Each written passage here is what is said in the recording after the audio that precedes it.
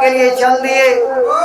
गोंदिया में लेके भगवान राम अपने छोटे भाई के रोवत हुआ कहलन का मात्र दुइया लाइन के गाय वैसे कि लेट हो जाए तो बिरहा हमारा चला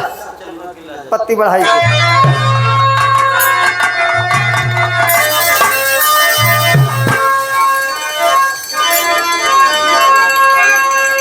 अरे कि कवना मुदैया मरलसी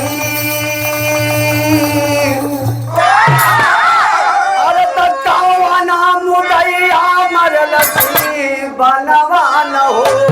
जागा बीरना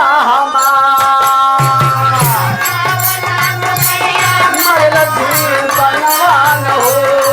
जागा बीरना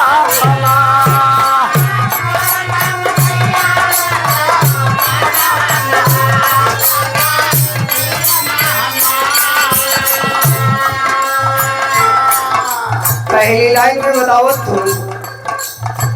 यज्ञ के खोल बोला मुहावा से बतिया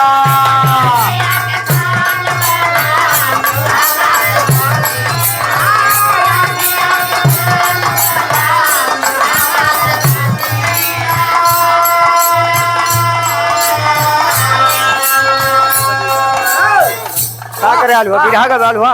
सर हम गोर धरे थे मजाक हमरे सामने न हो के चाहिए मतलब मुझे खराब कर दे बालों अखिया के खोल बोला मुहावा से बतिया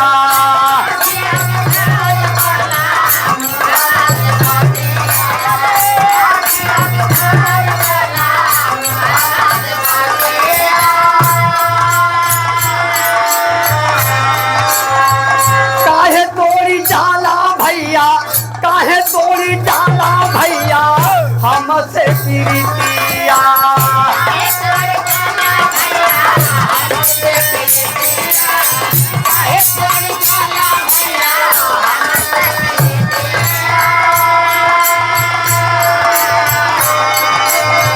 हमके बनाई के बेगनवा न हो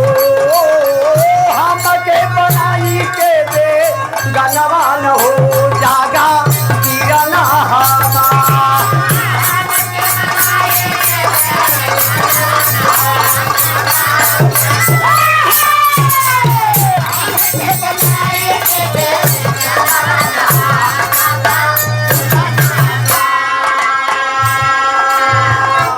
आखिर बनवास भइल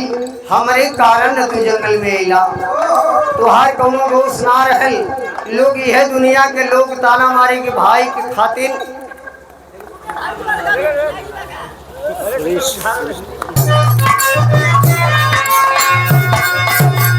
अरे हमारे कराना दादी घरवा अंगनावा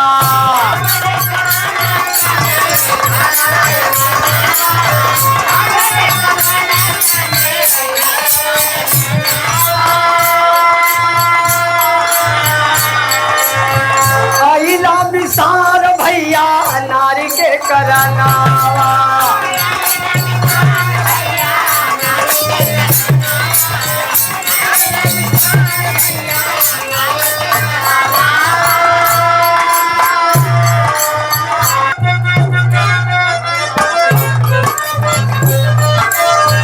हमारे कराना दादी घरवा अंगनावा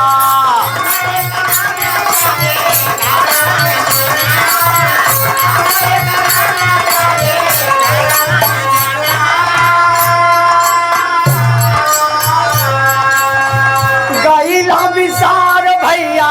नारी के करनावा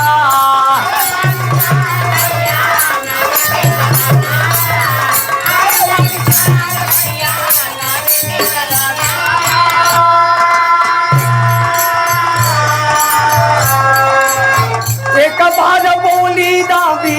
एक बार बोली दाबी रंगवा न हो जागा बीरना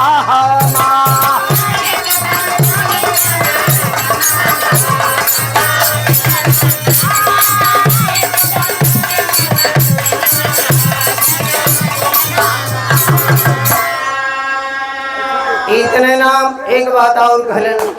कैलन का गईल दवाई आने तो है का पिराई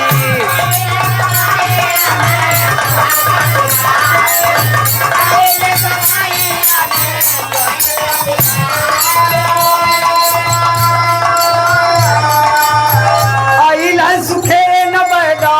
जगदीश पिलाई